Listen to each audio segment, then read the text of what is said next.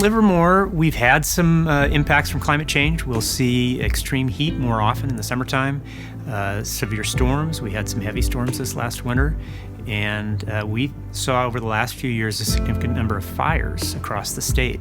That generally affects the whole community, affects people's health, what they can do, how they live. The weather in the last 5 years, it feels like it's been getting hotter later in the year, if that makes sense. So October, September, those months are a lot warmer than what I remember growing up, the temperature being. And in the last year, I mean, we had a 10-day heat event in September that was pretty outrageous. And in October of 2021, we had 6 inches of rain almost overnight. So these extreme weather events are just becoming more and more common. Climate change means to me that Earth might not be here for my children in the future if I don't watch it. I have to watch even what we eat and what food. So I garden myself so I could have healthy food because there's pesticides all over. So I am concerned about that for the future for my children. Last year was a really difficult weather year for us, particularly from a business perspective. We can fare most temperatures relatively well, but the extreme heat has a significant impact on our business.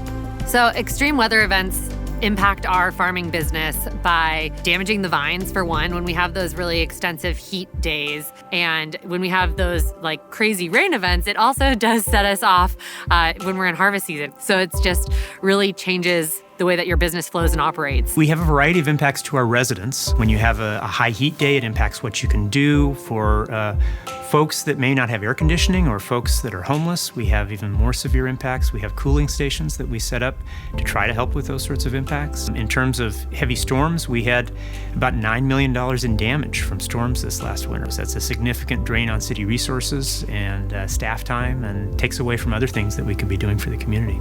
Due to the climate change, I think we need affordable housing because some of the people that are homeless don't have areas to be. In the summer, I know they open them up, certain areas, homeless shelters. When it rains, also, the homeless are outside. So they need to have affordable housing to put them in there. And even with elderly, we have to be able to provide for them.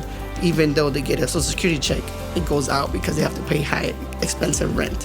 One of the opportunities that I see coming out of a changing climate is hopefully cities, Livermore in particular, can make some changes, get a better public transportation system so that we can get more cars off the road, increasing the bike paths and our walking trails, I think are all steps that will help alleviate some of our carbon impact and make our community a better, more enjoyable place to live.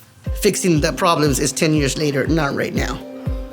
So we're talking about the future, but my kids need that healthy place to live right now, not in 10 years from now. So we look at good land use planning in terms of placement of new development relative to impact areas. We also look at high quality planning in terms of reducing impacts that may be generated. So we look at building efficiency. We look at reducing heat island effect through the planting of trees and how much asphalt we have. We look at complete community planning in terms of trying to create opportunities for access to resources that won't drive up greenhouse gas emissions.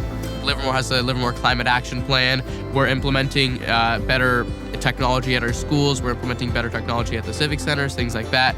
So we're definitely going a step in the right direction, but we definitely can't be doing enough. This is such a big issue that there's really no limit to how much we can do. You might just expect the adults to take care of it, but in reality, the youth have so much power when they band together and work towards a common initiative.